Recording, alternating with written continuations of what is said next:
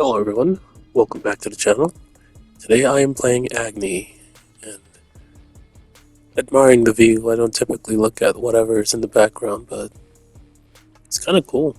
The giant crossbow, the trees, gives me that Mortal Kombat Shaolin Monks vibe, if you even know what game I'm referring to. For those of you who played on the PlayStation 2, shout out to the OGs. This is on the PS5. But yeah, today I'm playing Agni. I see the Apollo there. I'll go say hi with the stun. That's a 2-1 Agni stun combo, and she does a lot of damage, it seems. Dear Discordia. My teammates are Mulan, Scylla.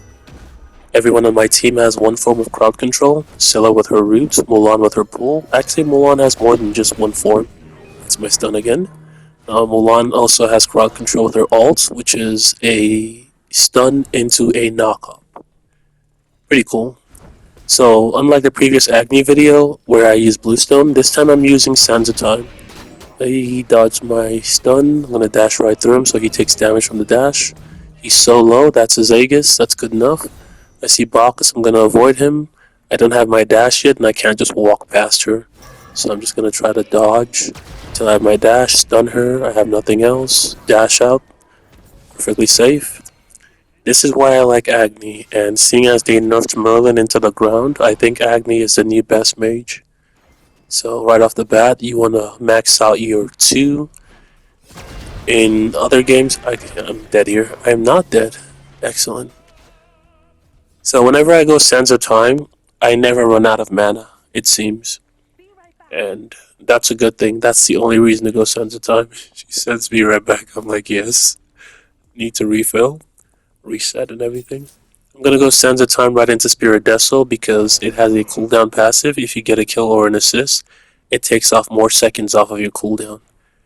The aim of this video is a cooldown spam Agni, and as you know, Agni has 3 sets of his ult to it.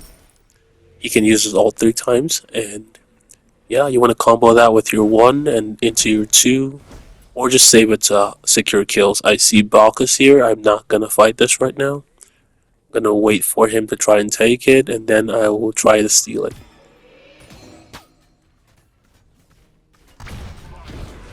Right into the stun, stole it, perfect. So typically people max out their 3 first and then their 2. I max out my 3, not my 3. People max out the 2 first and then the 3, but I max out the 2 first and then the 1 because when you use the 2-1 combo for the stun, the 1 will do a detonate damage once any other ability interacts with it for the explosion. So why not just have more detonation damage is what I think. I'm doing my best to follow up. I'm dashing in only to apply more damage. My teammate got the kill, perfect. He's coming for me, I'm just gonna stun him. I'm dead either way. I got the kill. But yeah, once I saw he was landing on me, I put my 1 down. Your 1 does tick damage and the moment the enemy steps into it. And normally I like to use Bluestone because Bluestone will also apply damage the second they step into it, so they're taking 2 forms of tick damage. However, in the Bluestone game, I do not dash into fights like I did here. I only did that because I had faith in my teammates. And in a situation where all of your teammates have crowd control, you will feel a lot safer doing things like that. It's a lot of damage because Spirit Deso gives you 100 intelligence. And now you have, 125 intelligence along with 20 cooldown. What's not to love? However, with Bluestone, I would be doing way more damage. That is simply the truth. But forget about damage. Let's try something fun. Having more cooldown. More cooldown means more ultimates, especially if your teammates are getting kills or you're getting kills. Spirit Deso reducing your cooldowns even further. However, I want to try something.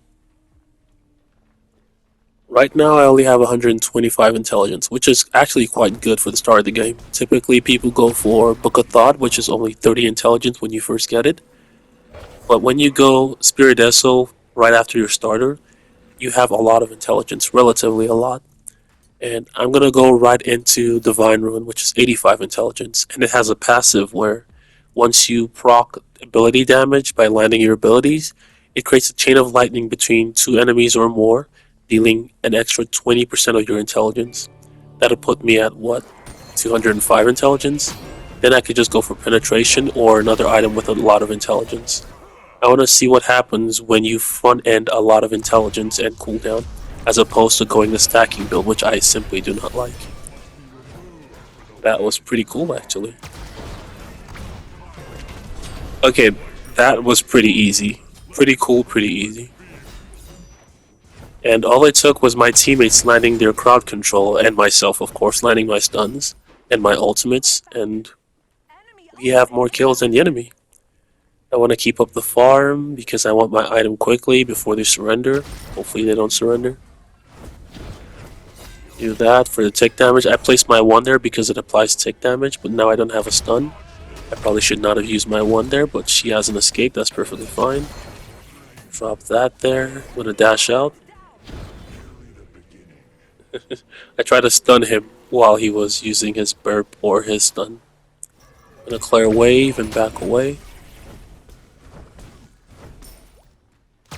Alright. Now remember Agni's passive. He needs to land 4 basic attacks on minions. So his next flame ability will leave a trail of fire that leaves a burning sensation on the enemy. Now this procs for every 0.5 seconds for 3 seconds. And if you have Bluestone will proc every single second of those procs. That is why I highly recommend Bluestone on this character. But I've already done a Bluestone video. I did well, got a lot of kills. I want to try something different on this one. I know it's similar to the proc items build. However, with this one, I don't know, it just feels more fun. You're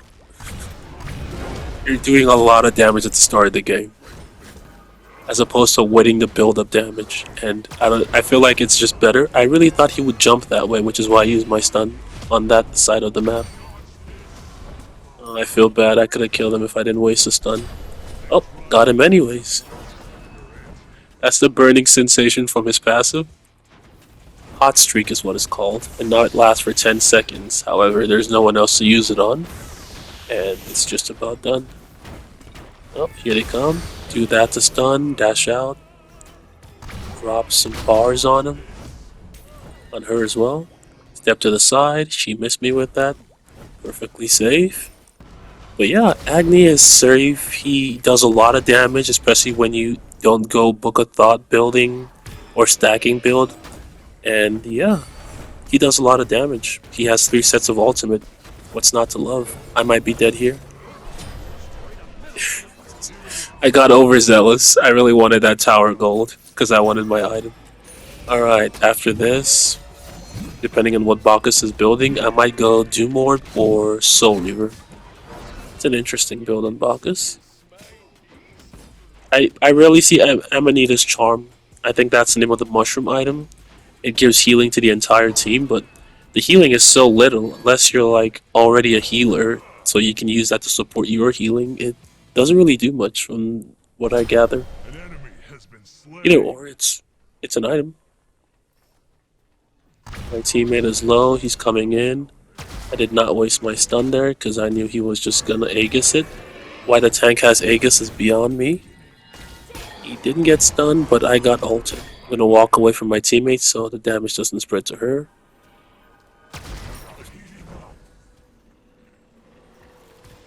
Yeah, Discordia. Well, I never really liked Discordia in Smite 2. In Smite 1, I did like Discordia and I played her a lot. In Smite 2, she just feels different. Can I steal this? Stun her? I guess I could just kill her and take it. That works too. Yeah. Early game, I have what, 255 intelligence, and I'm working on my penetration item. I currently have 10% penetration. And after this back, I have 35% penetration and 270 intelligence. It is currently 8 minutes into the game, and I have 270 intelligence. And I am not building Book of Thought because I would not have this much intelligence with Book of Thought at this point in the game. But I'm just showing people what happens when you forego Book of Thought and just go for items that give you a lot of intelligence.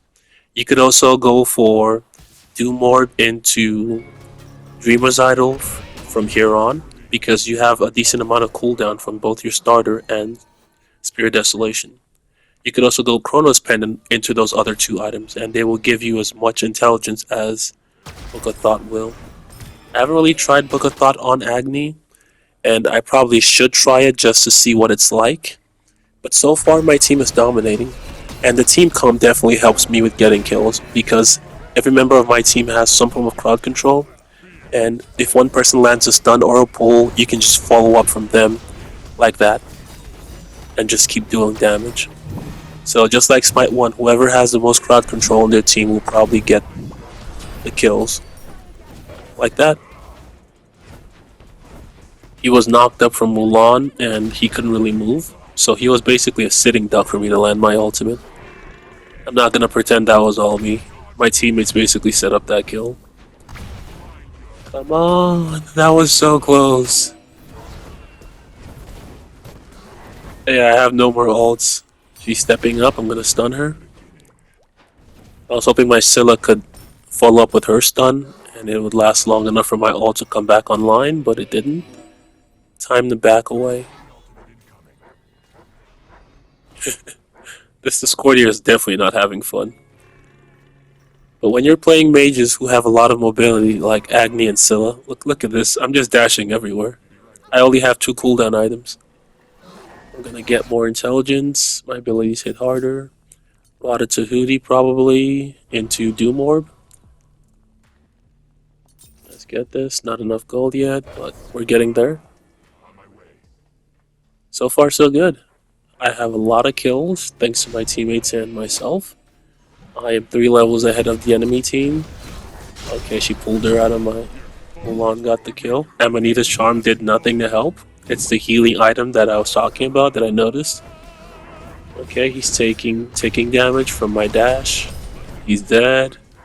Balkus is left. We didn't even need to take fire. I think we can take this. Mulan's not gonna tank. That's probably smart. We're just twiddling our thumbs.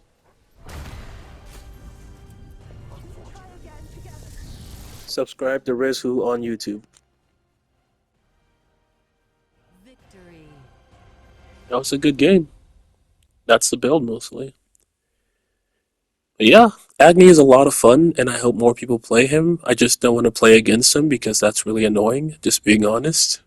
And I hope they buff Merlin again. I kind of miss playing Merlin already. There's the build. Have fun. Do what you like. Yeah.